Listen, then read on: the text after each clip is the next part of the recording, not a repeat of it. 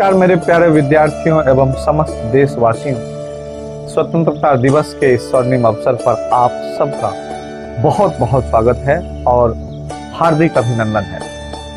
ढेर सारी मुबारकबाद और बधाई है। दोस्तों, आजादी के इस 75वीं वर्षगांठ पे भारत अमृत महोत्सव मना रहा है और इस अमृत महोत्सव में हम उन सभी वीर सपूतों को याद करने जा रहे हैं जो स्वर्णिम स्वतंत्रता दिलाने में अपनी महत्वपूर्ण भूमिका निभाई, अपनी कुर्बानियां दी, देश के लिए मर मिटे।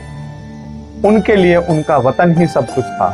उनके लिए उनका वतन उनके कफन तक के लिए कबूल था।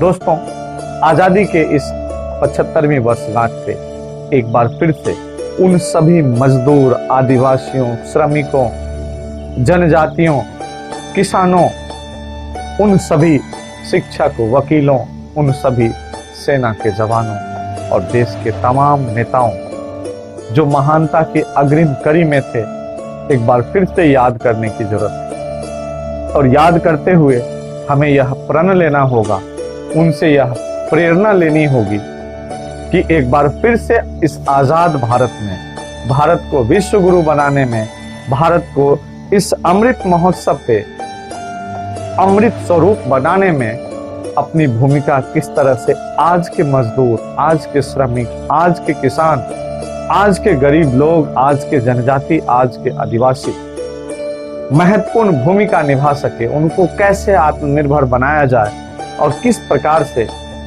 उनको इस अमृत महोत्सव के मुहिम में शामिल किया जाए, यही हमारा पहला उद्देश्य होगा। और इन सब के लिए एक शिक्षक होने के नाते हमारा पहला कर्तव्य है उन तक शिक्षा पहुंचाने का। दोस्तों, शिक्षक और छात्र इस राष्ट्र के निर्माता होते हैं, युग के निर्माता होते हैं, भारत के भाग्य विधाता होते हैं। हम चाहेंगे कि इन्हीं मुहिम को लेकर के आज अरदास क्लासेज, जो कि आईडी कैंपस से अरदास की तरफ बढ़ा, एक बार फिर से उन सभी पिछड़े भाई बहनों और वर्गों के लिए, सभी प्रकार के शिक्षा की व्यवस्था के लिए जो मुहिम छेड़ा है, उसमें आप सबका बहुत बहुत स्वागत होगा।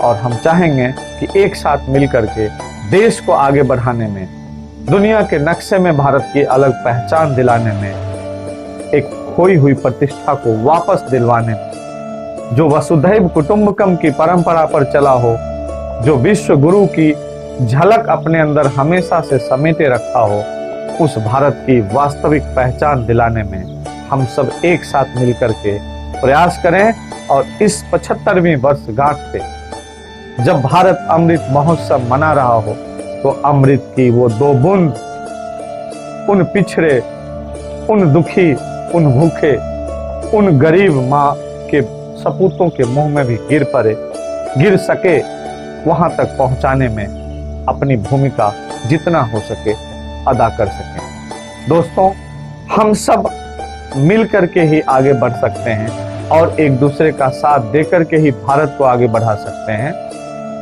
अन्यथा अमृत महोत्सव का सपना अधूरा रहता है। और हम पूरी उम्मीद करते हैं कि आप ऐसा होने नहीं देंगे। इसलिए हम सबको आपस में एक दूसरे का सहयोग करते हुए शिक्षा को जन जन तक पहुंचाकर, ज्ञान का द्वार खोल करके, अंधकार को मिटा करके और भारत को फिर से एक बार विश्व के नक्शे में अलग पहचान दिलानी और पूरे विश्व में एक बार फिर से गूंजेगा, अस्तो मां सदगमियो तमसो मां ज्योतिर्गमियो मृत्योर मां अमृतम गमियो।